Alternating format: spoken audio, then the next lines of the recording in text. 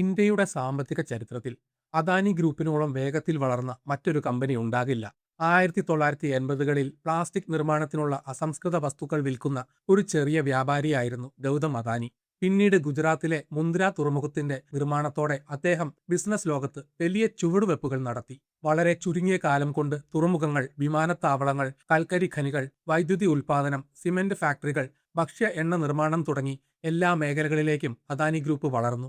2022 ആയപ്പോഴേക്കും ഗൗതം അദാനി ലോകത്തിലെ ഏറ്റവും വലിയ ധനികരിൽ ഒരാളായി മാറി. എന്നാൽ അതിവേഗത്തിലുള്ള ഈ വളർച്ചയ്ക്ക് പിന്നിൽ വലിയ പ്രതിസന്ധികളുടെയും സാമ്പത്തിക നഷ്ടങ്ങളുടെയും വിവാദങ്ങളുടെയും വലിയൊരു ഇരുണ്ട മുഖം കൂടിയുണ്ടായിരുന്നു. അദാനി ഗ്രൂപ്പ് നേരിട്ട വൻ വീഴ്ചകളുടെയും പോരാട്ടങ്ങളുടെയും കഥയാണിത്.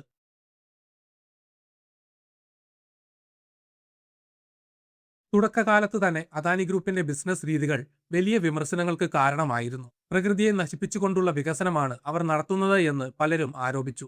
ഇതിന്റെ ഏറ്റവും വലിയ ഉദാഹരണമായിരുന്നു ഓസ്ട്രേലിയയിലെ ക്യൂൻസ്ലാൻഡിൽ അവർ തുടങ്ങിയ കാർമൈക്കിൾ കൽക്കരി ഖനി പദ്ധതി. ലോകത്തിലെ തന്നെ ഏറ്റവും വലിയ കൽക്കരി ഖനികളിൽ ഒന്നായിട്ടാണ് ഇത് വിഭാവനം ചെയ്തത്.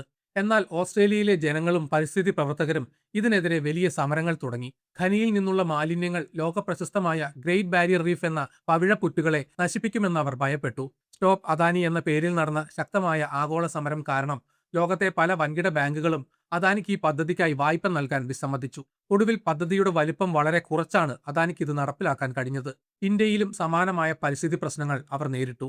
കേരളത്തിലെ തിരുവനന്തപുരത്ത് വിഴിഞ്ഞം അന്താരാഷ്ട്ര തുറമുഖം നിർമ്മിക്കാൻ അദാനി ഗ്രൂപ്പ് എത്തിയപ്പോൾ വലിയ ജനകീയ പ്രതിഷേധമുണ്ടായി. തുറമുഖ നിർമ്മാണം കാരണം കടൽത്തീരം നശിക്കുമെന്നും തങ്ങളുടെ വീടുകൾ കടലെടുക്കുമെന്നും മത്സ്യബന്ധനം ഇല്ലാതാകുമെന്നും ആരോപിച്ച് പ്രാദേശിക മത്സ്യത്തൊഴിലാളികൾ 2022 മാസങ്ങളോളം സമരം ചെയ്തു. ഇത് പലപ്പോഴും പോലീസുമായുള്ള ഏറ്റുമുട്ടലുകളിൽ കലാശിച്ചു. ഇതോടെ തുറമുഖ നിർമ്മാണം മാസങ്ങളോളം നിർത്തിവെക്കേണ്ടി വന്നു. അതുപോലെ തന്നെ ഛത്തീസ്ഗഡിലെ ഹസ്ദേവ് അരണ്യ എന്ന വലിയ കാട് വെട്ടിമാറ്റി കൽക്കരി ഖനനം നടത്തുന്നതിനെതിരെയും വലിയ ജനകീയ സമരങ്ങൾ നടന്നു. ആദിവാസികളുടെ ജീവനോപാധി നശിപ്പിക്കുന്നു എന്നതായിരുന്നു പ്രധാന ആരോപണം. കോർപ്പറേറ്റ് ലാഭത്തിനു വേണ്ടി സാധാരണ മനുഷ്യരെയും പ്രകൃതിയെയും അദാനി പരിഗണിക്കുന്നില്ല എന്ന വിമർശനം ഇതോടെ കൂടുതൽ ശക്തമായി. അദാനി ഗ്രൂപ്പിന്റെ വളർച്ചയുടെ പ്രധാന തന്ത്രം വലിയ തോതിൽ കടം വാങ്ങുക എന്നതായിരുന്നു. ബാങ്കുകളിൽ നിന്നും വിദേശ നിക്ഷേപകരിൽ നിന്നും കോടിക്കണക്കിന് രൂപ വായ്പ വാങ്ങിയാണ് അവർ പുതിയ കമ്പനികൾ വാങ്ങിക്കൂട്ടിയത്. എന്നാൽ ഈ കടബാധ്യത കമ്പനിയുടെ അടിത്തറ തോണ്ടുമെന്ന് പല സാമ്പത്തിക വിദഗ്ധരും മുന്നറിയിപ്പ് നൽകി. 2022 സാമ്പത്തിക ഗവേഷണ സ്ഥാപനമായ ക്രെഡിറ്റ് സൈറ്റ്സ് ഒരു സുപ്രധാന റിപ്പോർട്ട് പുറത്തുവിട്ടു. അദാനി ഗ്രൂപ്പിന് താങ്ങാൻ കഴിയാത്തത്ര വലിയ കടബാധ്യതയുണ്ടെന്നും കമ്പനി സാമ്പത്തികമായി വലിയ അപകടത്തിലാണെന്നും അവർ വ്യക്തമാക്കി. ഇന്ത്യയിലെ ബാങ്കുകളായ SBI പോലുള്ളവയും ലൈഫ് ഇൻഷുറൻസ് കോർപ്പറേഷൻ പോലുള്ള സ്ഥാപനങ്ങളുമാണ് അദാനിക്ക് ഏറ്റവും കൂടുതൽ പണം നൽകിയിരുന്നത്. അതുകൊണ്ട് തന്നെ അദാനി ഗ്രൂപ്പ് തകർന്നാൽ അത് ഇന്ത്യയിലെ സാധാരണക്കാരുടെ പണത്തെ സാരമായി ബാധിക്കുമെന്ന് ഏവരും ഭയപ്പെട്ടു. കോർപ്പറേറ്റ് ഭരണത്തിലെ പാളിച്ചകളും കമ്പനിക്ക് തിരിച്ചടിയായി. കമ്പനിയുടെ എല്ലാ അധികാരങ്ങളും അദാനി കുടുംബത്തിൽ തന്നെ ഒതുങ്ങി നിന്നു. ഭരണസമിതിയിൽ സ്വതന്ത്രരായ ഡയറക്ടർമാരുടെ മേൽനോട്ടം വളരെ കുറവായിരുന്നു. എന്നാൽ അദാനി ഗ്രൂപ്പിനെ കാത്തിരുന്ന ഏറ്റവും വലിയ ദുരന്തം വന്നത് 2023 ജനുവരി 24-നാണ്. അമേരിക്കയിലെ ഹിൻഡൻബർഗ് റിസർച്ച് എന്ന സാമ്പത്തിക ഗവേഷണ സ്ഥാപനം അദാനിക്കെതിരെ ഒരു വലിയ റിപ്പോർട്ട് പുറത്തുവിട്ടു. കോർപ്പറേറ്റ് ചരിത്രത്തിലെ ഏറ്റവും വലിയ തട്ടിപ്പാണ് അദാനി നടത്തുന്നതെന്നാണ് അവർ ആരോപിച്ചത്. ഗൗതം അദാനിയുടെ സഹോദരനായ വിനോദ് അദാനി മൗറീഷ്യസ്, കരീബിയൻ ദ്വീപുകൾ തുടങ്ങിയ സ്ഥലങ്ങളിൽ രഹസ്യമായി പല ഷെൽ കമ്പനീസ്, അതായത് കടലാസ് കമ്പനികൾ ഉണ്ടാക്കിയെന്ന് ഹിൻഡൻബർഗ് കണ്ടെത്തി. യഥാർത്ഥത്തിൽ ഒരു ബിസിനസ്സും ചെയ്യാത്ത ഇത്തരം കമ്പനികൾ വഴി വിദേശത്ത് നിന്ന് ഇന്ത്യയിലേക്ക് കള്ളപ്പണം കൊണ്ടുവന്ന് അദാനിയുടെ തന്നെ കമ്പനികളുടെ ഓഹരികൾ വാങ്ങി വില കൃത്രിമമായി ഉയർത്തി എന്നതായിരുന്നു പ്രധാന ആരോപണം. കമ്പനിയുടെ വരവ് ചെലവ് കണക്കുകളിൽ വലിയ കൃത്രിമം കാണിച്ചുവെന്നും അവർ ആരോപിച്ചു. ഈ റിപ്പോർട്ട് പുറത്തു വന്നതോടെ ലോകമെമ്പാടുമുള്ള നിക്ഷേപകർ ഞെട്ടി. ഇന്ത്യൻ ഓഹരി വിപണിയിൽ വലിയൊരു ഭൂകമ്പമുണ്ടായി. അദാനി ഗ്രൂപ്പിന്റെ വിവിധ കമ്പനികളുടെ ഓഹരി വിലകൾ ദിവസങ്ങൾക്കുള്ളിൽ പകുതിയിലധികമായി കുറഞ്ഞു. വെറും ചുരുങ്ങിയ സമയത്തിനുള്ളിൽ $150 ബില്യൺ, അതായത് ഏകദേശം 12 ലക്ഷം കോടി രൂപ വിപണി മൂല്യം അവർക്ക് നഷ്ടമായി. കമ്പനിയിൽ പണം നിക്ഷേപിച്ച ലക്ഷക്കണക്കിന് സാധാരണക്കാർക്ക് തങ്ങളുടെ ജീവിത സമ്പാദ്യം നഷ്ടപ്പെട്ടു. ഈ സമയത്ത് അദാനി ഗ്രൂപ്പ് തങ്ങളുടെ പുതിയ ഓഹരി വിൽപ്പന വഴി 20,000 കോടി രൂപ കണ്ടെത്താൻ ശ്രമിക്കുകയായിരുന്നു. എന്നാൽ ഓഹരി വില കുത്തനെ തകർന്നതോടെ നിക്ഷേപകരെ സംരക്ഷിക്കാൻ വേണ്ടി ആ വിൽപ്പന റദ്ദാക്കാനും നിക്ഷേപകരുടെ പണം തിരികെ നൽകാനും അദാനി നിർബന്ധിതനായി. ഇത് ഇന്ത്യയിൽ വലിയ രാഷ്ട്രീയ വിവാദങ്ങൾക്ക് കാരണമായി. ഇന്ത്യയുടെ സാമ്പത്തിക വളർച്ചയെ തകർക്കാനുള്ള വിദേശ ഗൂഢാലോചനയാണ് ഈ റിപ്പോർട്ടെന്ന് അദാനി ഗ്രൂപ്പ് പ്രതികരിച്ചു. അവർ ആരോപണങ്ങൾ നിഷേധിച്ച് 413 പേജുള്ള വലിയൊരു മറുപടി നൽകിയെങ്കിലും നിക്ഷേപകരുടെ ഭയം മാറിയില്ല. പ്രതിപക്ഷ പാർട്ടികൾ പാർലമെന്റിൽ വലിയ പ്രതിഷേധങ്ങൾ നടത്തി. കേന്ദ്ര സർക്കാരിന്റെ ഒത്താശയോടെയാണ് അദാനി ഈ സാമ്പത്തിക തട്ടിപ്പുകൾ നടത്തിയതെന്ന് അവർ ആരോപിച്ചു. ജനങ്ങളുടെ പരാതികൾ ഏറിയതോടെ ഒടുവിൽ ഇന്ത്യയുടെ സുപ്രീം കോടതി ഇടപെടുകയും മാർക്കറ്റ് റെഗുലേറ്ററായ സെബിയോട് ഇതിനെക്കുറിച്ച് സമഗ്രമായ അന്വേഷണം നടത്താൻ ഉത്തരവിടുകയും ചെയ്തു. കാര്യങ്ങൾ പഠിക്കാൻ കോടതി ഒരു വിദഗ്ധ സമിതിയെയും നിയമിച്ചു. ഒരു വർഷത്തിനു ശേഷം അദാനി ഗ്രൂപ്പ് ഈ തകർച്ചയിൽ നിന്ന് പതുക്കെ കരകയറാൻ ശ്രമിക്കുന്നതിനിടയിലാണ് 2024 ഓഗസ്റ്റ് മാസത്തിൽ ഹിൻഡൻബർഗ് വീണ്ടും ഒരു റിപ്പോർട്ട് പുറത്തുവിട്ടത്. ഇത്തവണ അവരുടെ ആരോപണം സെബിയുടെ അധ്യക്ഷയായ മാധബി പുരി ബുച്ചിന് നേർക്കായിരുന്നു. അദാനിയുമായി ബന്ധപ്പെട്ട വിദേശ ഫണ്ടുകളിൽ മാധബി പുരി ബുച്ചിനും ഭർത്താവിനും നിക്ഷേപമുണ്ടായിരുന്നു എന്നതായിരുന്നു പുതിയ വെളിപ്പെടുത്തൽ. അദാനിക്കെതിരെ അന്വേഷണം നടത്തുന്ന ഏജൻസിയുടെ തലവന് തന്നെ അദാനിയുമായി സാമ്പത്തിക ബന്ധമുണ്ട് എന്നത് രാജ്യത്തെ ജനങ്ങളെ ഞെട്ടിച്ചു. ഇതോടെ സെബി നടത്തുന്ന അന്വേഷണം സുതാര്യമല്ലെന്നും അദാനിയെ രക്ഷിക്കാൻ അവർ രഹസ്യമായി ശ്രമിക്കുകയാണെന്നും വലിയ വിമർശനങ്ങളുണ്ടായി. ഈ ആരോപണങ്ങൾ സെബിയും മാധബി പുരി ബുച്ചും നിഷേധിച്ചുവെങ്കിലും ഇന്ത്യൻ സാമ്പത്തിക വ്യവസ്ഥയുടെ വിശ്വാസ്യതയ്ക്ക് ഇത് വലിയ മങ്ങലേൽപ്പിച്ചു.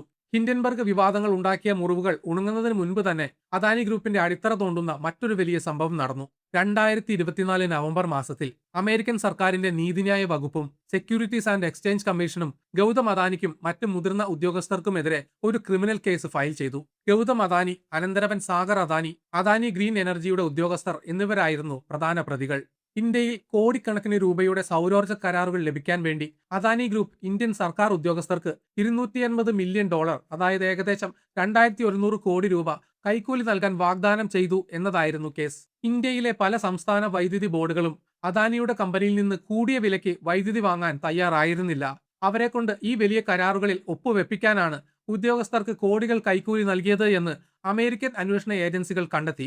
എന്നാൽ ഈ വലിയ അഴിമതിയുടെ വിവരങ്ങൾ പൂർണ്ണമായും മറച്ചുവെച്ച് തങ്ങൾ വളരെ സുതാര്യമായാണ് ബിസിനസ് ചെയ്യുന്നത് എന്ന് വിശ്വസിപ്പിച്ച് അദാനി ഗ്രൂപ്പ് അമേരിക്കൻ ബാങ്കുകളിൽ നിന്നും നിക്ഷേപകരിൽ നിന്നും കോടിക്കണക്കിന് ഡോളർ വായ്പയായി വാങ്ങി.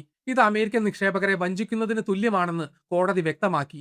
ഇതിനെ തുടർന്ന് അമേരിക്കൻ അന്വേഷണ ഏജൻസിയായ FBI ഗൗതം അദാനിക്കും മറ്റുള്ളവർക്കുമെതിരെ അറസ്റ്റ് വാറണ്ട് പുറപ്പെടുവിച്ചു. ഈ വാർത്ത പുറത്തു വന്നത് അദാനി ഗ്രൂപ്പിന് താങ്ങാവുന്നതിലും അപ്പുറമായിരുന്നു. അമേരിക്കയിൽ നിന്ന് പുതിയതായി $600 മില്യൺ സമാഹരിക്കാൻ അവർ ഇറക്കിയിരുന്ന ബോണ്ടുകൾ അടിയന്തരമായി പിൻവലിച്ചു. ഇന്ത്യൻ ഓഹരി വിപണിയിൽ വീണ്ടും അദാനി കമ്പനികളുടെ ഓഹരികൾ തകർന്ന് തരിപ്പണമായി.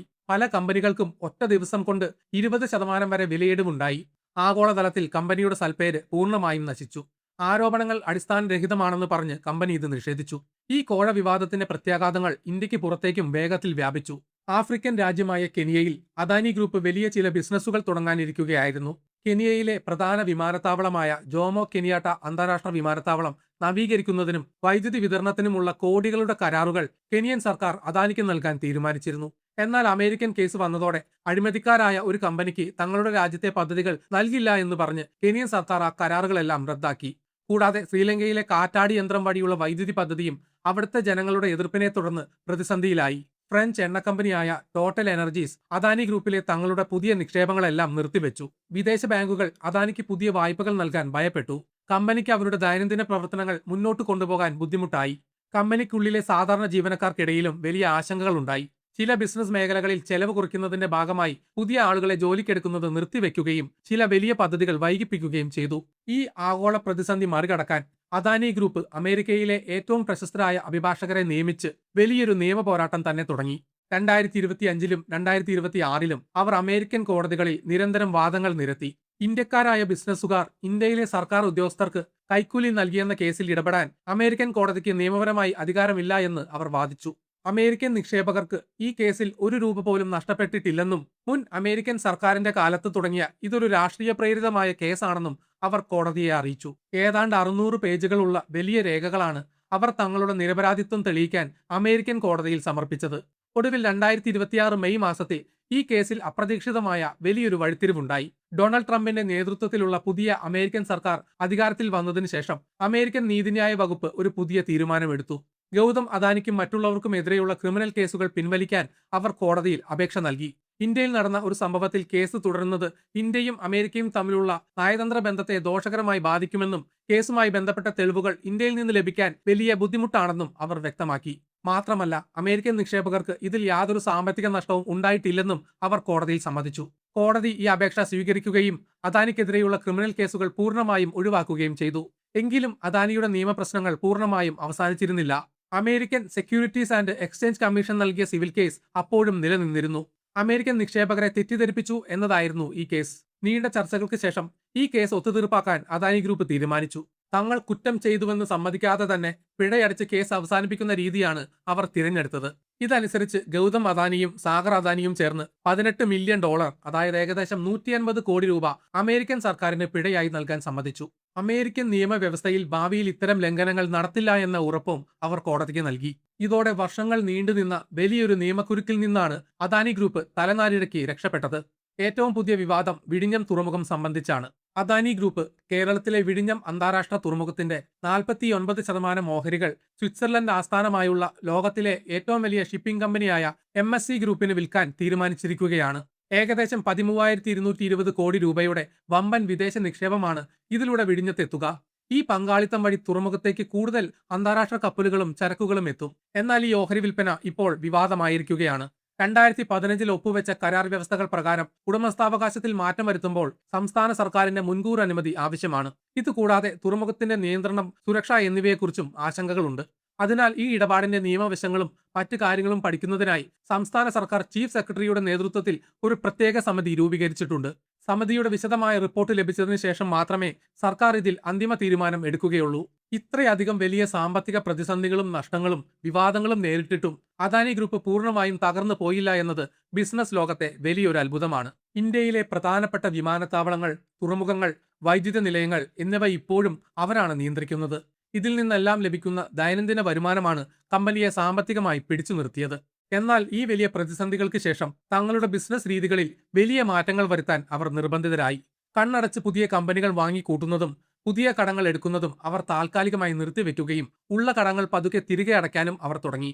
നിക്ഷേപകരുടെ നഷ്ടപ്പെട്ട വിശ്വാസം തിരികെ കൊണ്ടുവരാൻ കൂടുതൽ സുതാര്യതയോടെ കാര്യങ്ങൾ ചെയ്യാൻ അവർ ഇപ്പോൾ ശ്രമിക്കുന്നുണ്ട്. എങ്കിലും കഴിഞ്ഞ കുറച്ച് വർഷങ്ങളായി അദാനി ഗ്രൂപ്പ് നേരിട്ട ഈ സംഭവങ്ങൾ കമ്പനിയുടെ ചരിത്രത്തിലെ ഒരിക്കലും ഉണങ്ങാത്ത വലിയ മുറിവുകളാണ്. ഒരു ബിസിനസ് സാമ്രാജ്യം കേവലം അമിതമായ കടം വാങ്ങിയും രാഷ്ട്രീയ സ്വാധീനം ഉപയോഗിച്ചും അതിവേഗത്തിൽ വളർന്നാൽ അത് എത്ര എളുപ്പത്തിൽ തകരാമെന്നതിന്റെ ഏറ്റവും വലിയ പാഠമാണിത്. ഹിൻഡൻബർഗ് റിപ്പോർട്ടുണ്ടാക്കിയ ഭയാനകമായ സാമ്പത്തിക തകർച്ചയും പരിസ്ഥിതി പ്രവർത്തകരുടെ ജനകീയ സമരങ്ങളും അമേരിക്കൻ കോടതികളിലെ കോഴക്കേസുകളും അദാനി ഗ്രൂപ്പിന്റെ സൽപ്പേരിനെ എന്നേക്കുമായി ഇല്ലാതാക്കി. ലാഭം മാത്രം ലക്ഷ്യം വെച്ചുള്ള കോർപ്പറേറ്റ് വളർച്ച സമൂഹത്തിനും രാജ്യത്തെ നിക്ഷേപകർക്കും എത്രത്തോളം അപകടകരമാണെന്ന് ഈ സംഭവങ്ങൾ നമ്മെ നിരന്തരം ഓർമ്മിപ്പിക്കുന്നു. നിങ്ങൾക്ക് വീഡിയോ ഇഷ്ടപ്പെട്ടെങ്കിൽ ലൈക്ക് ചെയ്യുക. ചാനൽ സബ്സ്ക്രൈബ് ചെയ്തിട്ടില്ലെങ്കിൽ മറക്കാതെ സബ്സ്ക്രൈബ് ചെയ്യണം. നിങ്ങളുടെ വിലയേറിയ അഭിപ്രായങ്ങൾ കമന്റിൽ രേഖപ്പെടുത്തണം. നോട്ടിഫിക്കേഷൻ ബെൽ ബട്ടൺ അമർത്താൻ മറക്കരുത്. മറ്റൊരു വീഡിയോയുമായി വീണ്ടും കാണാം. ബൈ.